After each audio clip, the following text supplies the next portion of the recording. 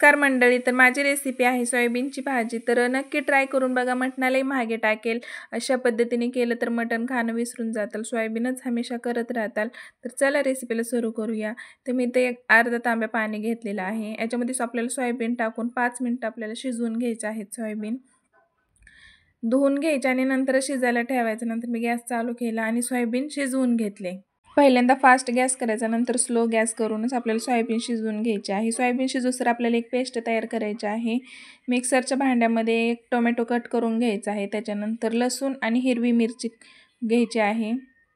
आपल्या अंदाजाने कितीही घेतले तरी चालेल, तिखट कमी जास्त। त्याच्यानंतर कोथिंबीर घ्यायची आहे। आपल्याला याची पूर्ण पेस्ट बनवायची आहे, पाणी थोडं पण नाही टाकायचं, असंच वाटून पेस्ट बनवायची आहे। तर पेस्ट रेडी झालेली आहे। त्याच्यानंतर सोयाबीन पण शिजलेलं आहे आणि याच्यामध्ये आपल्याला पाणी काढून घ्यायचं आहे। तर सोयाबीन अशी छान शिजलेली आहे। आपण अचानक गरम पाण्यामध्ये टाकून बनवायला गेलं ना तर सोयाबीन अशी आटरल्यासारखी होते। तर असं शिजवून त्याचं पाणी पूर्ण काढून घ्यायचं। तर अशा प्रकारे रेसिपी पूर्ण ट्राय करून बघा, खूप छान अशी भन्नाट टेस्ट होती, मटणासारखी टेस्ट येते याला।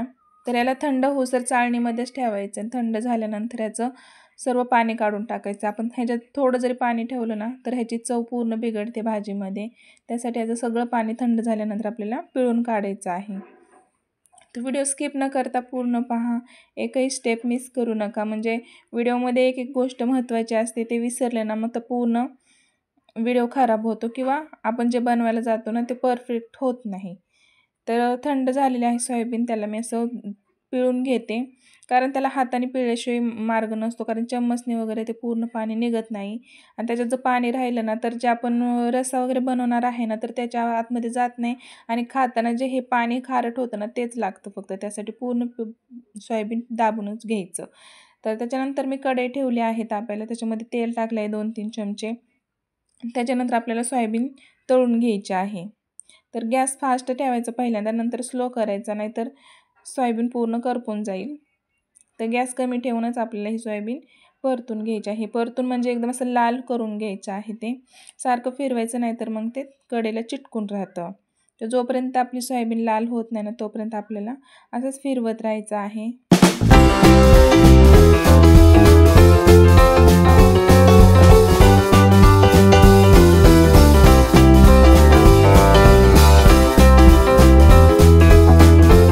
सोयाबीन लाल झालेली आहे, परतलेली आहे, तर आपल्याला एका प्लेटमध्ये काढून घ्यायचं आहे।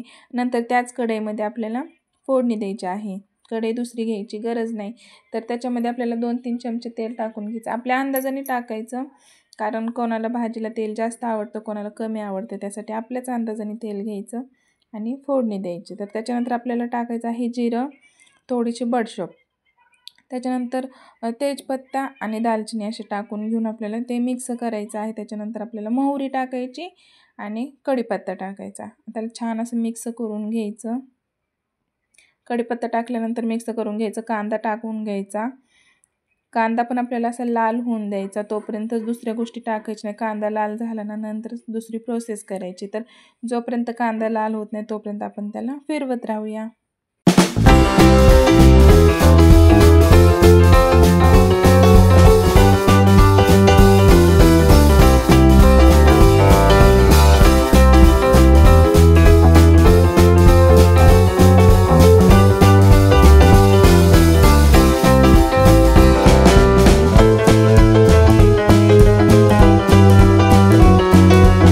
आपला कांदाही परतून झालेला आहे, तर त्याच्यामध्ये आपण जी पेस्ट केली होती ना ती पेस्ट टाकायची आणि छान असं मिक्स करून घ्यायचं। गॅस कमीच ठेवायचा, फास्ट गॅस केला ना तर जे आपण आता पेस्ट टाकलेली आहे ना ती पण करपू शकते, तर गॅस नेहमी कमीच ठेवायचा।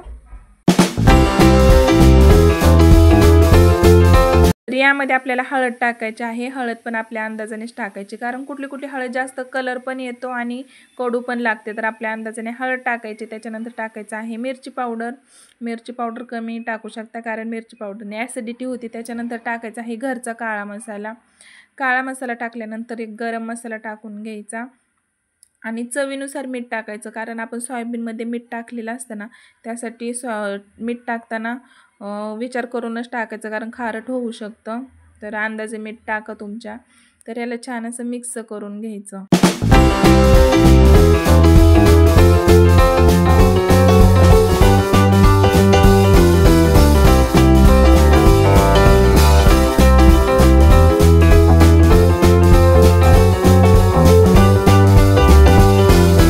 हे पूर्ण तळून झाल्यानंतर आपल्याला हिरवी मिरची बारीक कट करून टाकायची आहे 2 ते 3 आणि त्याला ही छान तेलामध्ये टाकून मिक्स करायचं आहे। तर अशा प्रकारे आपल्याला रेसिपीचं मिश्रण तयार करून घ्यायचं आहे। त्याच्यानंतर आपल्याला टाकायचे आहे सोयाबीन टाकल्यानंतर त्याला छान असं मिक्स करून घ्यायचं मसाल्यामध्ये, जेणेकरून सर्व मसाला सोयाबीनला लागला पाहिजे। अशा प्रकारे करून घ्यायचं।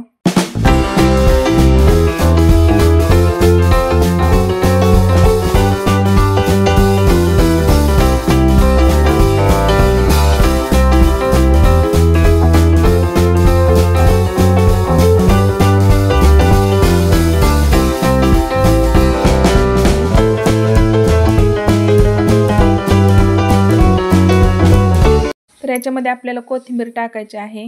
कोथिंबीर नसली तरी धनिया पावडर टाकली तरी चालेल, तशीच टेस्ट येते। त्याच्यानंतर आपल्याला याच्यामध्ये एक मसाला टाकायचा आहे। आपण जो सब्जी मसाला टाकतो ना, तर तो मसाला टाकून घ्यायचा आहे। छान फ्लेवर येते त्या मसाल्याने, तुम्ही कोणताही टाकू शकता।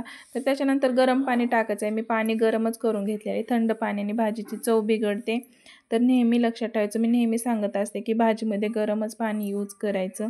तर त्याला छान असं मिक्स करून घ्यायचं आणि 5-10 मिनिटं याला पुन्हा एकदा शिजून द्यायचं, जेणेकरून आपला जो रस्सा आहे ना, तर तो सोयाबीनमध्ये गेला पाहिजे। तर भाजीला छान उकळी येऊस तर ठेवायचं आणि त्याच्यानंतर आपल्याला याच्यामध्ये लिंबू ॲड करायचं। लिंबू ॲड केल्याने काय होतं की भाजीला आपल्या मटणासारखी चव येते। तर लिंबू टाकल्यामुळे आपलं सोयाबीनची भाजीची चव एकदम वेगळी होते आणि छान लागते, मटणासारखी टेस्ट होते लिंबूमुळे।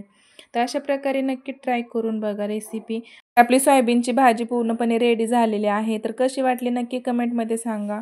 व्हिडिओ आवडल्यास लाईक कमेंट करायला विसरू नका।